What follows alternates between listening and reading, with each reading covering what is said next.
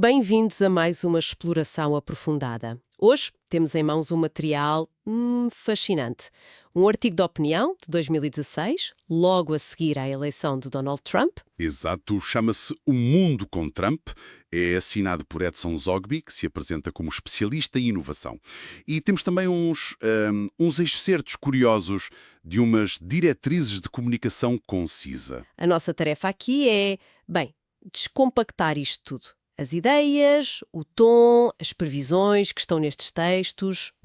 Queremos perceber como é que este autor via Trump, o momento político global, que cenários é que ele antecipava e como é que a forma dele de comunicar se liga a essas diretrizes. Basicamente é um retrato de uma perspectiva específica, daquele momento, 2016. Exatamente. Então vamos a isso. Como é que um analista, focado em inovação, interpretou a chegada de Trump à Casa Branca, naquele preciso instante? O artigo arranca logo com uma caracterização forte. Sim, sem paninhos quentes. Ele escreve Trump não como uma figura mítica, nem boa nem má, mas como um empresário esperto e inteligente. Esperto e inteligente. Mas depois acrescenta algo mais, não é? Pois acrescenta. Diz que ele usa a polémica para captar atenção e o populismo para seduzir os QIs abaixo de 110. É uma afirmação bastante taxativa. Uau! É o que se chama uma entrada a pés juntos. Sem dúvida. E logo a seguir ele faz uma distinção que eu acho interessante. Argumenta que o problema real, o lado mau, não estava em Trump propriamente dito. Onde estava então? Estava naquilo que ele chama uma estrutura política global que está falida. Ele fala mesmo numa obsolescência do sistema, algo que já viria de muito tempo. Então, nessa leitura, Trump seria mais um sintoma do que a causa? Exatamente essa a ideia. Não a doença em si, mas pronto. Um sintoma bem visível de uma crise maior, mais profunda. Isso é uma abordagem analítica interessante. Desvia o foco da pessoa para o contexto. Mas ele via só problemas ou identificava também um lado bom? Identificava, sim, e de forma muito explícita. Para ele, o lado bom seria a oportunidade de, atenção, pôr fim ao gramscismo derivado de Marx. Ok. Entramos aqui num campo ideológico bastante marcado. Claramente. O texto é muito duro com estas correntes de pensamento. Classifica-as como pura utopia, pura estupidez. Pura estupidez. Sim, e contrasta isto com o que ele acha que é a ordem natural das coisas. Chega mesmo a falar da pirâmide social como algo inerente à natureza, não apenas uma construção humana. É uma posição, vincada. E a forma como ele a expressa é direta, no mínimo. Sem dúvida nenhuma. E é fascinante observar como ele enquadra isto. Claro, é importante sublinhar sempre, nós estamos aqui a analisar a interpretação e o juízo de valor deste texto de 2016. Sim, a nossa função é apresentar a perspectiva como ela foi escrita. Exatamente. Nós estamos a endossar nem a refutar. Mas ele liga estas utopias a um puro interesse escondido e rejeita-as. E usa essa ideia da pirâmide social natural como argumento contra elas. É um recurso interessante, essa justificação pela ordem natural. E essa assertividade toda estende-se também à análise da posição dos Estados Unidos no mundo? Claramente, uma autora afirma, sem qualquer hesitação, que os Estados Unidos já não eram a maior potência mundial há um bom tempo, que tinham sido ultrapassados pela China. Já em 2016 ele dizia isso? Sim. E até dá uma perspectiva histórica para relativizar o poder americano. Lembra que a China teve essa posição durante 18 séculos e os Estados Unidos só nos 2 séculos anteriores. Uau! E conclui que a linha do tempo é um banho de água fria para os oportunistas de plantão.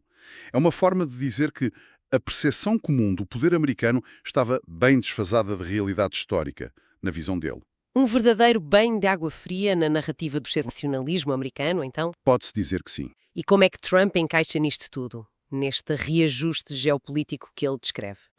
Aí entra a visão de Trump como disruptor. O autor acredita que ele iria criar energia, atrito no sentido de fazer as coisas andarem. Parece que ele valoriza a própria turbulência como um motor de mudança. Criar atrito para fazer andar. Interessante. E o contraste que ele faz com o presidente anterior é brutal.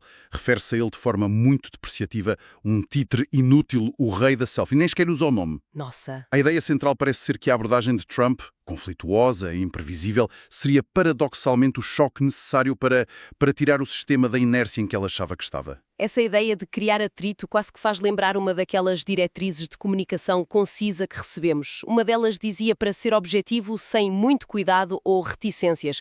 Há aqui uma sintonia, não acha? Entre a mensagem e a forma. A correspondência é notável, sim.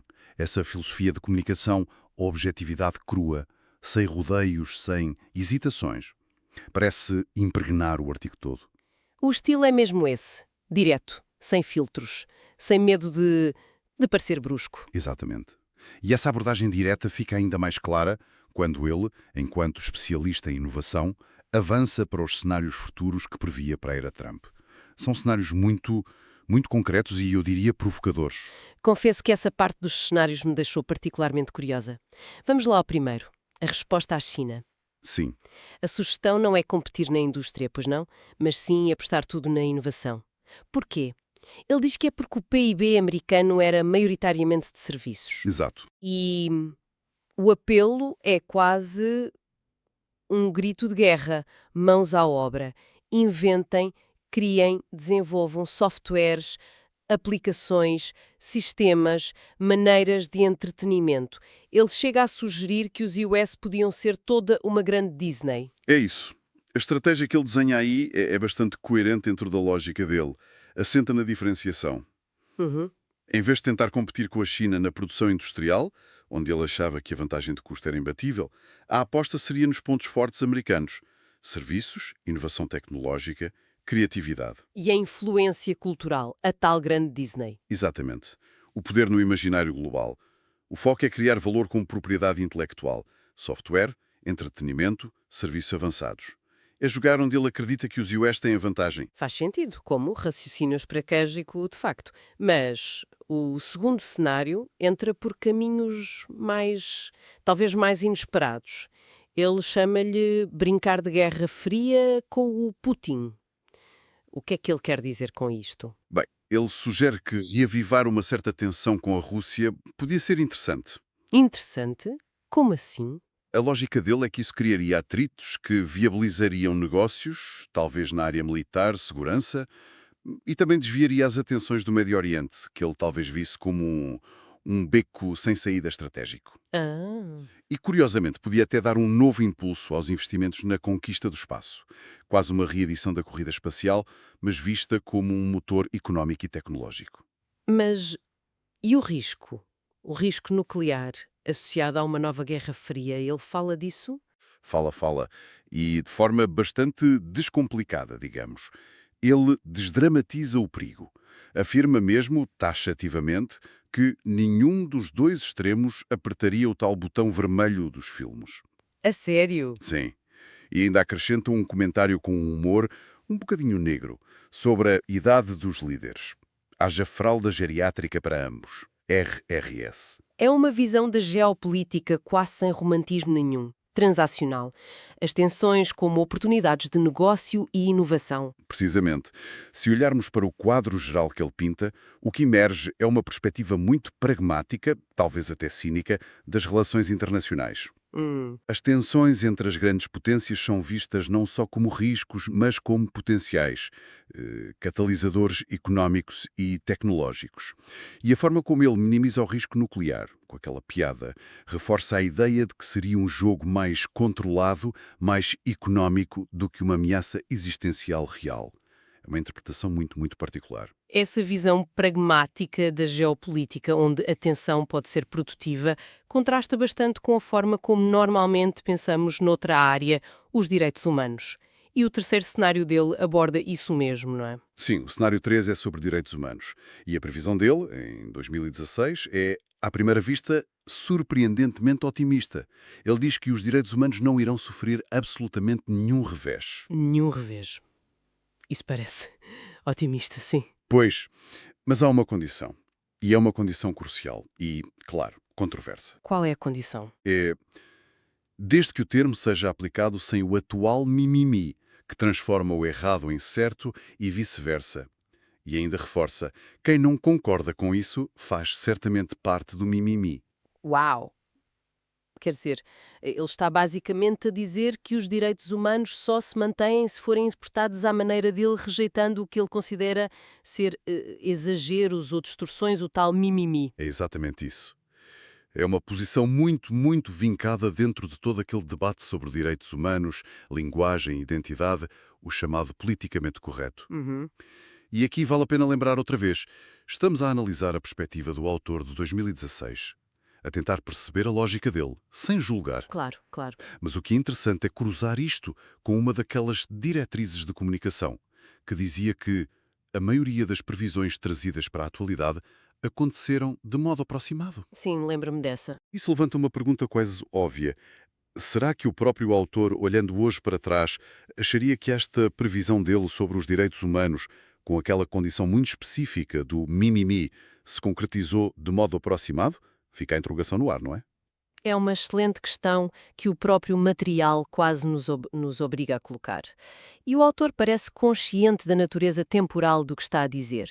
Ele conclui o artigo em 2016 dizendo que o mundo com Trump seria comum, básico, interessante, evolutivo. Uhum. E contrapõe isto ao que seria o mundo com a adversária democrata, a quem ele chama de forma depreciativa a candidata cover daquele que vai embora. Uhum. E o remate final é um desafio direto. Não concorda? Responda daqui a 4 anos, please.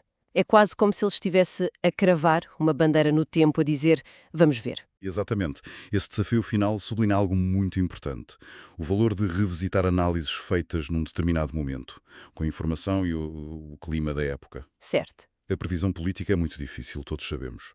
Mas olhar para trás, para textos como este, não serve tanto para dar notas de certo ou errado. Serve mais para perceber como é que as narrativas se constroem, como é que os medos e as esperanças de um momento específico, como é que se articulam. Percebo. O desafio do autor convida a essa reflexão temporal. Sem entrarmos no que aconteceu depois, porque isso já seria outra análise, o simples facto de ele lançar esse repto em 2016 mostra como as perspectivas são moldadas pelo tempo e pelos acontecimentos. Então, tentando fazer aqui uma síntese do que retiramos desta análise, encontramos uma perspectiva muito particular de 2016 sobre a eleição de Trump, Sim, uma visão que o via mais como sintoma do que como causa de uma crise global, que rejeitava certas ideologias e defendia uma ordem natural. E que projetava cenários futuros muito específicos. Inovação contra a China, geopolítica de tensão calculada com a Rússia e uma defesa dos direitos humanos, condicionada a uma interpretação muito própria. Livre do tal mimimi. Exato. E tudo isto comunicado de forma extremamente direta, quase brutal, muito em linha com as diretrizes que também vimos. Sem dúvida. E revisitar estas peças do passado, como este artigo, acho que tem um valor que vai além da simples curiosidade histórica. Permite-nos perceber a genealogia de certas ideias que ainda hoje andam por aí no debate público. Como assim a genealogia? Pensemos nos argumentos sobre a necessidade de inovar face à China ou nas dinâmicas complexas e tensas com a Rússia. São temas que continuam absolutamente centrais hoje, não é? 16. Mas analisar textos como este ajuda a perceber como é que certos enquadramentos, certos argumentos surgiram e ganharam tração. É quase um exercício de arqueologia intelectual, digamos assim, Uma arqueologia intelectual. Gosto da ideia. que nos ajuda a compreender melhor o presente. Exato. E para deixar assim uma ideia final a pairar para reflexão, uma daquelas diretrizes sugeria que a maioria das previsões feitas em 2016 se teriam concretizado de modo aproximado. Uhum. Ora, tendo isso em mente e os cenários que o autor desenhou, a aposta na inovação, a dinâmica com a Rússia, a trajetória dos direitos humanos com a condição do mimimi, como é que estas ideias ressoam hoje? Terão encontrado eco na realidade, mesmo que aproximado, como diz a diretriz? Ou será que a história seguiu por caminhos radicalmente diferentes daqueles que este autor, naquele momento de 2016, antecipou? É uma excelente pergunta para ficarmos a pensar. Deixamos a questão em aberto.